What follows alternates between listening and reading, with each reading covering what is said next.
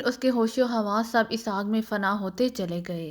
عمران کو افریقہ سے آئے ہوئے آج دوسرا روز تھا۔ جوزف اور وہ دونوں اس شیطانی محبت سے نکل کر قریبی آبادی میں پہنچ گئے تھے۔ یہ آبادی افریقی مزدوروں کی تھی جو قریبی گاؤں میں لگی ہوئی لکڑی کو چھوٹی سی فیکٹری کے لیے درخت کاٹتے تھے۔ انہیں اس گاؤں میں پہنچا دیا گیا اور پھر وہاں سے وہ فیکٹری کے مینیجر کی کار میں لفٹ لے کر قریبی شہر پہنچے۔ انہوں نے مینیجر سے یہی کہا تھا کہ وہ سیاح ہیں اور جنگلات دیکھتے دیکھتے بھٹک گئے تھے۔ قریبی شہر پہنچ کر عمران نے بڑے شہر جانے والی ایک کار میں لفٹ لے لی۔ انہیں گاؤں میں ہی معلوم ہو گیا تھا کہ وہ افریقی ملک ٹاگو میں ہیں۔ کار میں وہ لفٹ لے کر ٹاگو کے دارالحکومت ہساری پہنچ گئے۔ عمران چاہتا تو ہساری کے کسی جوئے خانے میں بھاری رقم جیت سکتا تھا، لیکن اس نے ایسا کرنے کی بجائے ایک آدمی کو کہہ کر قریبی ملک ماٹابی میں پاکیشا سیکرٹ سروس کے کام کرنے والے ایک آدمی پوبے کو فون کیا اور پوبے ٹاگو پہنچ گیا اور پھر پوبے کی مدد سے وہ دونوں افریقہ سے فلائٹ کے ذریعے واپس پاکیشا پہنچ گئے تھے۔ یہاں پہنچ کر جب عمران کو معلوم ہوا کہ وہ سلیمان کو یہ کہہ کر گیا ہے کہ وہ ایک کیس کے سلسلے میں ایکریمیا جا رہا ہے تو وہ بے حد حیران ہوا۔ اس نے بلیک زیرو کو فون کر کے جب بات کی تو بلیک زیرو نے بھی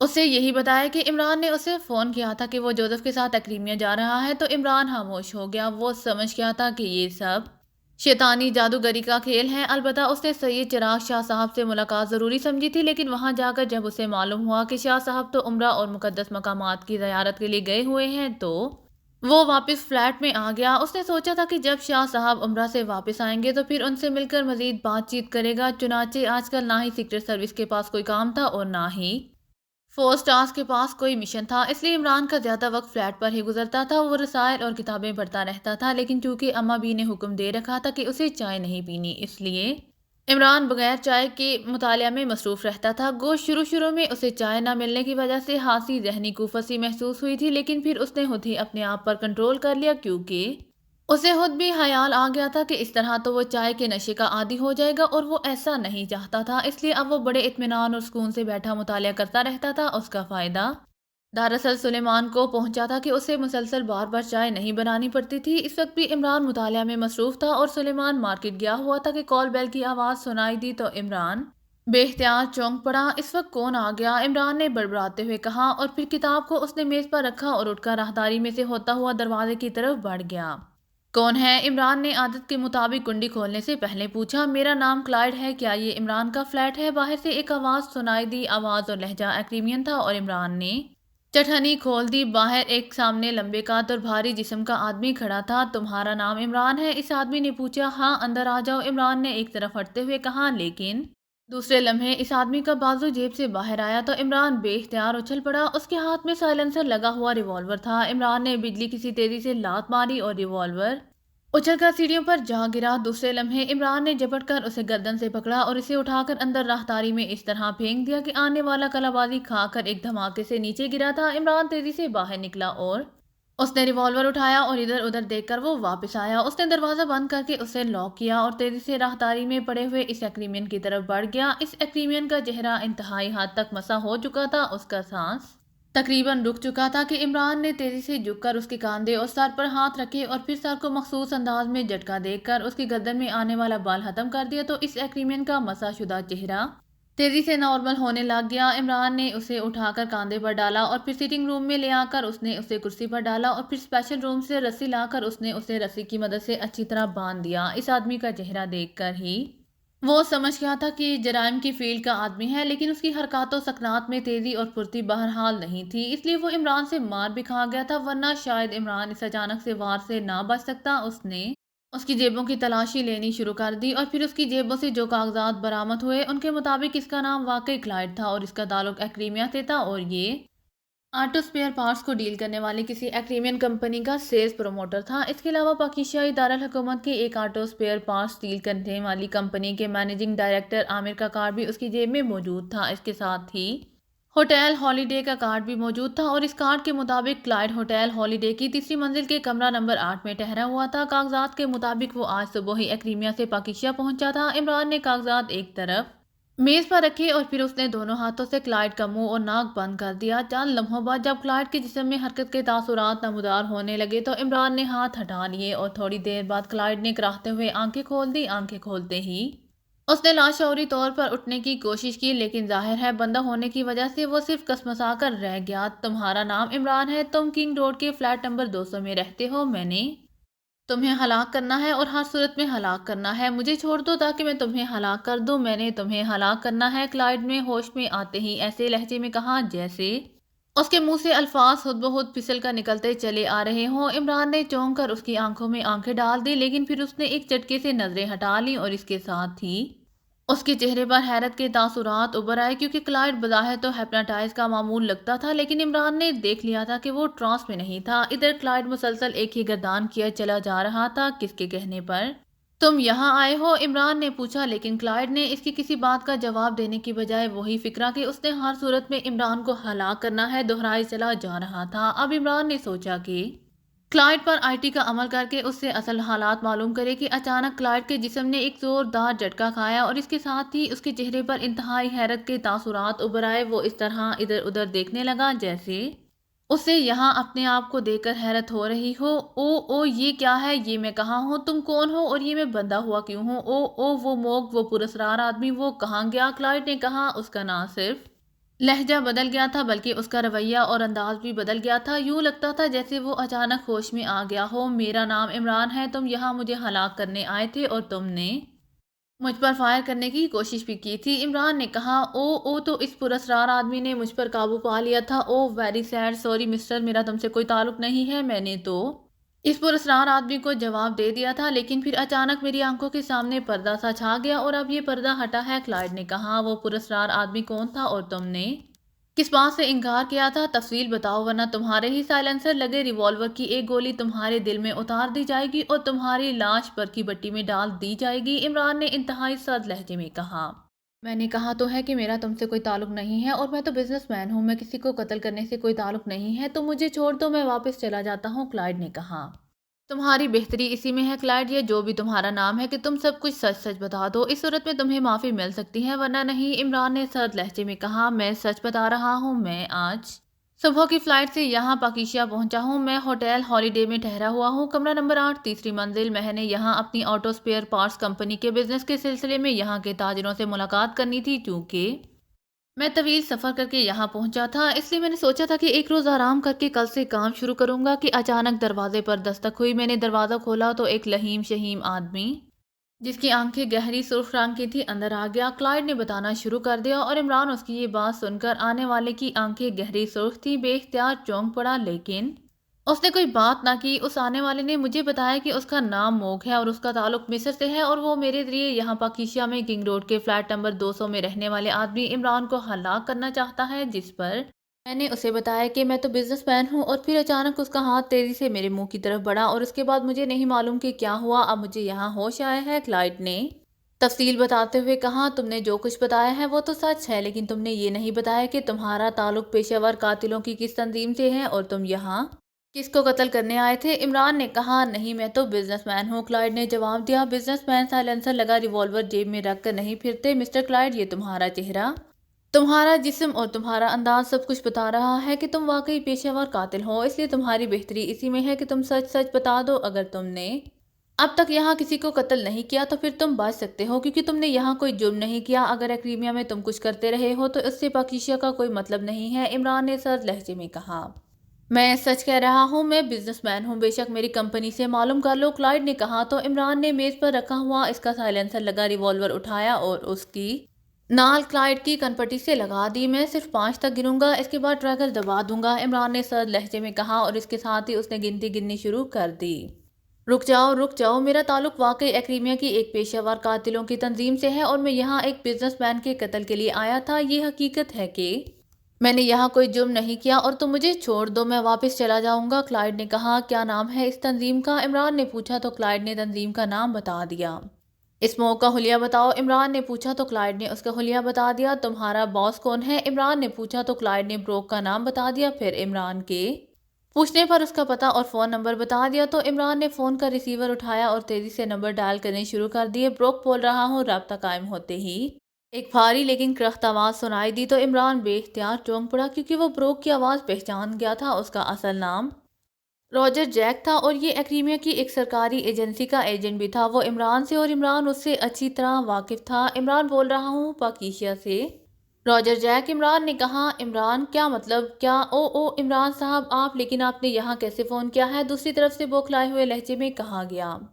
راجر جیک مجھے بہرحال یہ جان کر افسوس ہوا ہے کہ تم نے کافلوس کے نام سے پیشہ ور قاتلوں کی تنظیم بنائی ہوئی ہے اور بروک کے نام سے اس کے تم چیف بنے ہوئے ہو۔ تمہارا آدمی کلائڈ اس وقت میرے سامنے موجود ہے۔ گو اس نے یہاں کوئی جرم تو نہیں کیا، لیکن یہ بعد میں بھی آ کر جرم کر سکتا ہے، اور دوسری بات یہ کہ تم نے یہاں بکنگ کی ہوئی ہے، اس لیے تم کوئی دوسرا قاتل بھی بھیج سکتے ہو۔ اس لیے اب تم خود بتاؤ کہ اس کا حل کیا ہے؟ عمران نے انتہائی سرد لہجے میں کہا۔ عمران صاحب آئی ایم ویری سوری، میں نے یہ تنظیم نہیں بنائی، تنظیم کا سربراہ کوئی اور ہے، میں تو صرف ڈمی کے طور پر سامنے رہتا ہوں اور اس کا مجھے معاوضہ ملتا ہے۔ بہرحال آپ نے مجھے واقعی بے حد شرمندہ کیا ہے، حالانکہ یہاں آج تک کسی کو بھی میری اصل حیثیت کا علم نہیں ہو سکا۔ آپ بے فکر رہیں، کلائڈ جس مشن پر گیا ہوا ہے اس کی بکنگ میں آج ہی کینسل کر دیتا ہوں۔ راجر جیک نے انتہائی معذرت بھرے لہجے میں کہا۔ میرا مشورہ یہی ہے کہ تم یہ دھندا چھوڑ دو، آگے تمہاری مرضی، لیکن بکنگ کینسل کرنے کے ساتھ ساتھ جس نے بکنگ کرائی ہے اسے بھی دھمکی دے دو کہ اگر اب اس نے کسی کو بک کیا تو پھر ساتھ ہی اسے بھی ہلاک کر دیا جائے گا۔ مجھے لگتا ہے کہ بزنس حسد کی وجہ سے یہ سب کچھ ہو رہا ہے، لیکن میں اس معاملے میں مداخلت نہیں کرنا چاہتا، اسی لیے ابھی تک میں نے کلائڈ سے یہ بھی نہیں پوچھا کہ وہ کسے ہلاک کرنے آیا ہے، اور نہ ہی میں نے تم سے پوچھا کہ کس نے یہ بکنگ کرائی ہے۔ عمران نے کہا۔ آپ بے فکر رہیں، وہ آدمی آئندہ ایسا سوچے گا بھی نہیں۔ آپ کلائڈ کو چھوڑ دیں، میرا وعدہ ہے کہ وہ واپس آ جائے گا اور آئندہ وہ اس کام کے لیے پاکیشا نہیں آئے گا۔ راجر جیک نے کہا۔ ٹھیک ہے، شکریہ، عمران نے کہا اور ریسیور رکھ دیا۔ تم نے لاؤڈر کی وجہ سے اپنے باس کی بات سن لی ہے، عمران نے کلائڈ سے کہا۔ تم کون ہو؟ میں نے تو تمہیں عام سا آدمی سمجھا تھا، لیکن تم نے جس انداز میں باس سے بات کی ہے اس نے تو مجھے حیران کر دیا ہے۔ کلائڈ نے کہا۔ تم ان باتوں کو چھوڑو، تمہارا یہ فیلڈ نہیں ہے، عمران نے کہا اور پھر اٹھ کر اس کی رسیاں کھول دیں۔ اپنے کاغذات بھی لے جاؤ اور اپنا ریوالور بھی، لیکن یہ بات ذہن میں رکھنا کہ اگر تم نے یہاں کوئی جرم کیا ہے تو پھر تم چاہے پاتال میں کیوں نہ گھس جاؤ، تمہاری عبرتناک موت اٹل ہو جائے گی۔ عمران نے سرد لہجے میں کہا۔ میں واپس چلا جاؤں گا، اب جب کہ باس نے بکنگ ہی کینسل کر دی ہے تو مجھے کیا ضرورت ہے یہ کام کرنے کی، کلائڈ نے کہا، اور کاغذات اور ریوالور اٹھا کر اس نے جیبوں میں ڈالے، اور پھر عمران نے اسے دروازے سے باہر بھیج کر دروازہ بند کر کے واپس آ گیا۔ اب اس کے ذہن میں یہ کھلبلی ہو رہی تھی کہ یہ مو کون ہے۔ کلائڈ نے اس کی آنکھوں کی گہری سرخی کا بتا کر اسے چونکا دیا تھا، کیونکہ اس سے پہلے احتاج نے جو کہ جن تھا اسے یہی بتایا تھا کہ جن جب انسان کے روپ میں آتا ہے تو اپنی آنکھوں کی ساکھ چھپانے کے لیے آنکھوں کو گہری سرخ کر لیتا ہے۔ اس لحاظ سے تو یہ موگ بھی جن تھا، لیکن اگر وہ جن تھا تو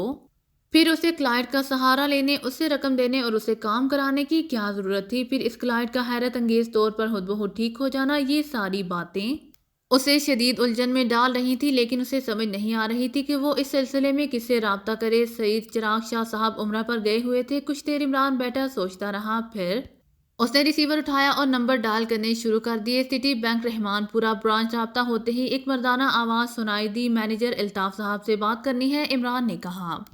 الطاف صاحب تو یہاں سے 2 ماہ پہلے تبدیل ہو چکے ہیں جناب، وہ پہلے ہیڈ آفس گئے اور پھر وہاں سے انہیں ایک خصوصی کورس کے سلسلے میں گریٹ لینڈ بھجوا دیا گیا تھا، وہ اب گریٹ لینڈ میں ہے اور 6 ماہ بعد واپس آئیں گے، دوسری طرف سے کہا گیا۔ اچھا شکریہ، عمران نے کہا، اور کریڈل دبا کر اس نے ٹون آنے پر ایک بار پھر نمبر ڈال کرنے شروع کر دیے۔ سفلی دنیا والے سلسلے میں اس کی جن لوگوں نے مدد کی تھی وہ ان سے اس سلسلے میں رابطہ کرنا چاہتا تھا۔ بینک مینیجر الطاف نے بھی اس کی مدد کی تھی، لیکن اب وہ یہاں موجود نہیں تھے۔ اس کے ذہن میں ایک اور نام موجود تھا، پروفیسر دلشاد کا، اور اب وہ پروفیسر دلشاد صاحب کو کال کر رہا تھا، لیکن پھر اسے یہ سن کر بے حد افسوس ہوا کہ پروفیسر دلشاد صاحب وفات پا گئے ہیں۔ عمران نے ایک پر پھر نمبر ڈائل کرنے شروع کر دیے۔ وہ اب صوفی جبار سے بات کرنا چاہتا تھا جو اسے پروفیسر دلشاد صاحب کے پاس لے کر گئے تھے۔ صوفی جبار نے اسے ایک دکان کا نمبر دیا تھا جہاں وہ جنرل اسٹور کا سامان سپلائی کرتے رہتے تھے، لیکن جب وہاں سے بھی یہی جواب ملا کہ وہ دارالحکومت سے باہر گئے ہوئے ہیں تو عمران نے ایک طویل سانس لے کر ریسیور رکھ دیا۔ اب آخری صورت اس کے ذہن میں یہی رہ گئی تھی کہ وہ سفلی دنیا میں اس کے کام آنے والے رفو گر بابا عاجز سے جا کر ملے۔ ابھی عمران اس بارے میں بیٹھا سوچ ہی رہا تھا کہ دروازہ کھلا اور عمران اندر داخل ہوا۔ سلیمان ادھر آؤ، عمران نے کہا تو سلیمان سٹنگ روم میں آ گیا۔ جی صاحب، سلیمان نے انتہائی سنجیدہ لہجے میں جواب دیتے ہوئے کہا۔ اس کے دونوں ہاتھوں میں شاپرز تھے۔ یہ سامان رکھ کر آؤ، میں نے تم سے تفصیلی بات کرنی ہے، عمران نے کہا۔ جی صاحب، سلیمان نے کہا اور واپس مڑ گیا۔ چند لمحوں بعد وہ واپس آ گیا۔ کیا بات ہے صاحب، آپ کچھ پریشان سے لگ رہے ہیں؟ سلیمان نے اندر داخل ہوتے ہوئے کہا۔ کیا تم ایسے آدمی کو جانتے ہو جسے جنات کے بارے میں معلومات ہوں؟ عمران نے انتہائی سنجیدہ لہجے میں کہا تو سلیمان بے اختیار اچھل پڑا۔ اس کے چہرے پر خوف کے تاثرات ابھر آئے تھے۔ جج جناب، کیا مطلب؟ یہ آپ کو بیٹھے بٹھائے جنات کیسے یاد آ گئے؟ سلیمان نے ہکلاتے ہوئے کہا تو عمران اس کی حالت پر بے اختیار ہنس پڑا۔ آج کل جنات میرے پیچھے پڑے ہوئے ہیں، اچھے بھی اور برے بھی۔ اس روز جو احتاج صاحب آئے تھے وہ بھی جنوں کے ایک قبیلے کے سردار تھے، اور پھر میں ایکریمیا نہیں گیا تھا بلکہ مجھے رات کو یہاں سے اغوا کر کے افریقہ لے جایا گیا تھا، اور ظاہر ہے کسی جن نے میری شکل میں تمہیں کہا ہوگا کہ میں ایکریمیا جا رہا ہوں۔ اب ایک جن نے ایک پیشہ ور قاتل کو مجھے ہلاک کروانے بھجوا دیا، ابھی اسے واپس بھیجا ہے۔ میں سید چراغ شاہ صاحب کے پاس گیا تھا تاکہ اس بارے میں بات کروں، لیکن وہ عمرہ پر گئے ہوئے ہیں۔ سفلی دنیا والے سلسلے میں جن لوگوں نے ہماری مدد کی تھی ان میں سے بھی کوئی نہیں مل رہا۔ اب میں سوچ رہا تھا کہ اگر اس رفوگر عاجز بابا سے بات کروں کہ تم آ گئے، میں نے سوچا کہ شاید تم جانتے ہو۔ عمران نے تفصیل بتاتے ہوئے کہا۔ لیکن کیوں؟ یہ جنات آپ سے کیا چاہتے ہیں؟ سلیمان نے حیران ہو کر پوچھا۔ اپنی کسی خوبصورت جننی سے میری شادی کرنا چاہتے ہوں گے، عمران نے جواب دیا تو سلیمان بے اختیار ہنس پڑا۔ آپ کے لیے واقعی کسی جنی بیوی کی ضرورت ہے، لیکن آپ مجھے سچ سچ بتائیں، پھر میں آپ کو ایک ایسے آدمی کے پاس لے چلوں گا جو جنات کا عامل ہے۔ سلیمان نے کہا۔ جنات کا عامل؟ کیا مطلب؟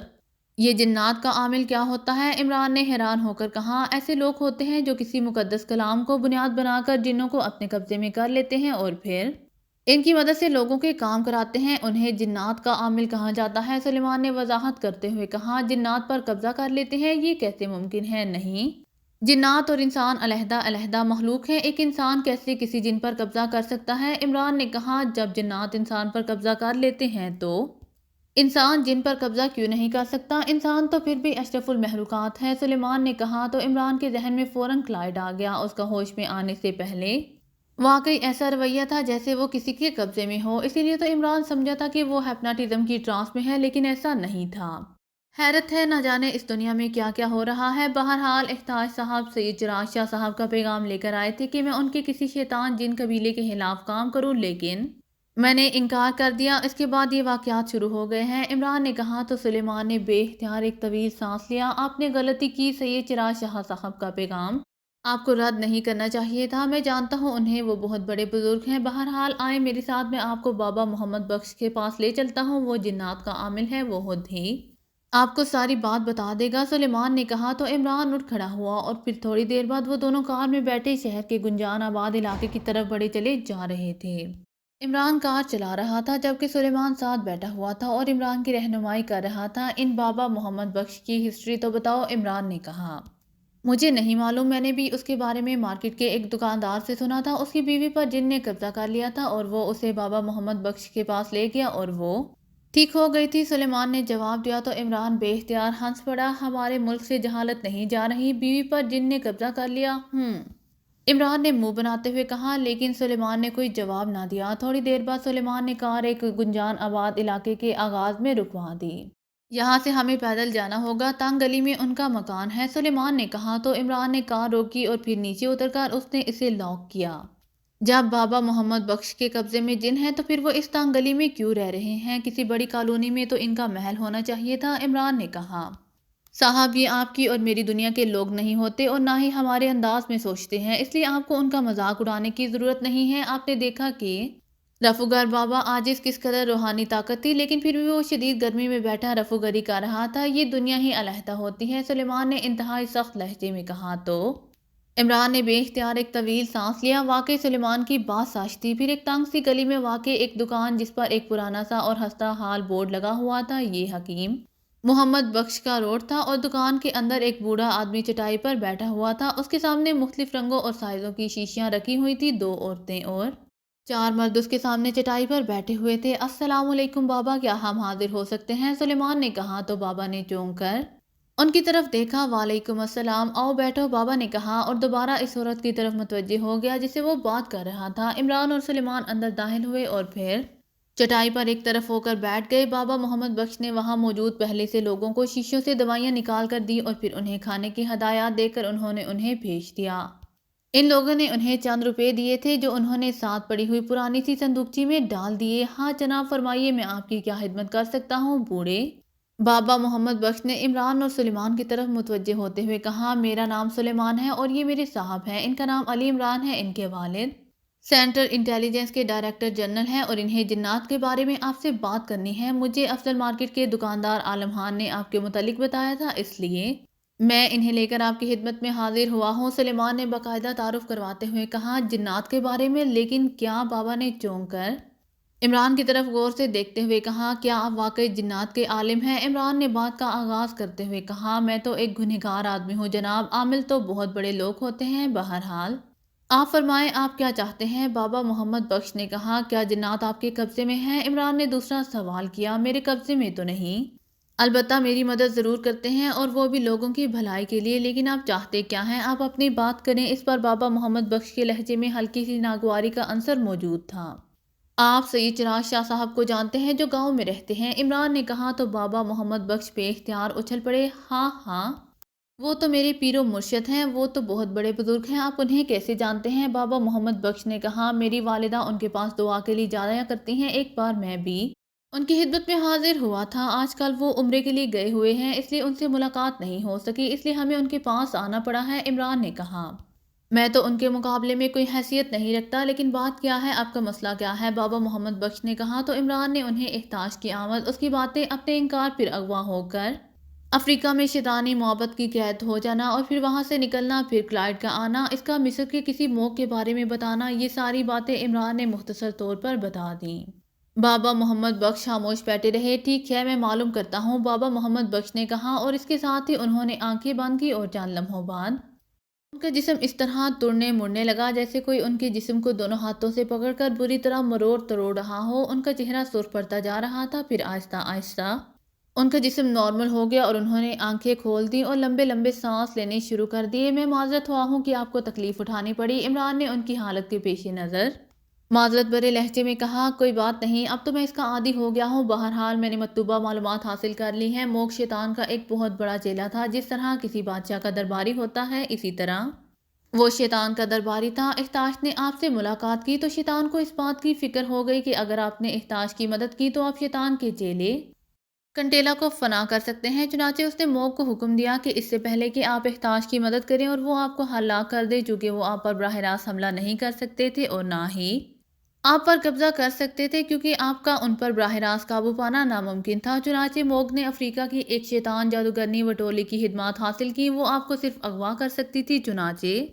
اس نے آپ کو اور آپ کے ایک ساتھی کو اغوا کر لیا اور پھر آپ کو شیطانی معبد میں قید کر دیا گیا۔ وہاں سے آپ نکل آئے تو موک کو ناکامی کی سزا دی گئی اور اسے دربار سے نکال دیا گیا اور اسے 1 ماہ کی مہلت دی گئی کہ اگر وہ 1 ماہ تک آپ کو ہلاک نہ کر سکا تو اسے فنا کر دیا جائے گا۔ موک کا ایک نائب جن تھا جس کا نام یابس تھا، موک نے اسے ناکامی کی وجہ گردانتے ہوئے اسے فنا کر دیا، پھر اس نے سوچا کہ کسی پیشہ ور قاتل کے ذریعے آپ کو ہلاک کرا دیا جائے، چنانچہ وہ انسانی روپ میں یہاں آیا اور اس نے اکریمیا کے ایک پیشہ ور قاتل پر قبضہ کر کے اسے آپ کو ہلاک کرنے کے لیے آپ کے پاس بھیجا۔ موک چونکہ ویرانوں کا جن ہے، اس لیے وہ زیادہ ویران جگہ پر نہیں رہ سکتا تھا، چنانچہ اس اکریمین قاتل کو بھیج کر وہ ویرانے میں آ گیا اور پھر اس کی شامت آ گئی، کیونکہ وہاں بابا جانو موجود تھا۔ بابا جانو ایک مجذوب ہے جس کی ڈیوٹی ہی ایسے شیطانی جنات کا خاتمہ کرنا ہے جو انسانوں کو گمراہ کرتے ہیں۔ اس نے موک کو پکڑ لیا اور پھر اپنے دوسرے ساتھی بابا جیون کے ساتھ مل کر اس نے موک کو آگ میں ڈال کر فنا کر دیا۔ جیسے ہی موک فنا ہوا، وہ اکریمی قاتل بھی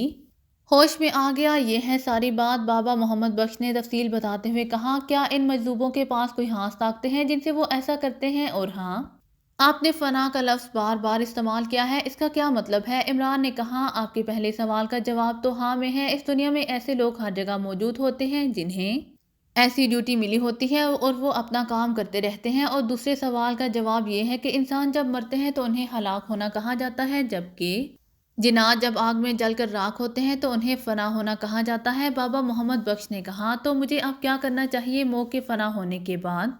بہرحال شیطان کسی اور جن کو میرے پیچھے لگا دے گا۔ عمران نے کہا، ہاں ایسا ہو سکتا ہے، لیکن آپ کو سید چراغ شاہ صاحب کا پیغام رد نہیں کرنا چاہیے تھا، آپ نے گستاخی کی ہے جس کی وجہ سے آپ پر یہ عذاب ٹوٹنے شروع ہو گئے ہیں۔ اس بار تو آپ بچ گئے ہیں، لیکن ہو سکتا ہے کہ آئندہ نہ بچ سکیں، بابا محمد بخش نے جواب دیتے ہوئے کہا۔ اگر آپ کو میری ویڈیو پسند آئے تو please like, share and subscribe کرنا مت بھولیے گا۔ جزاک اللہ۔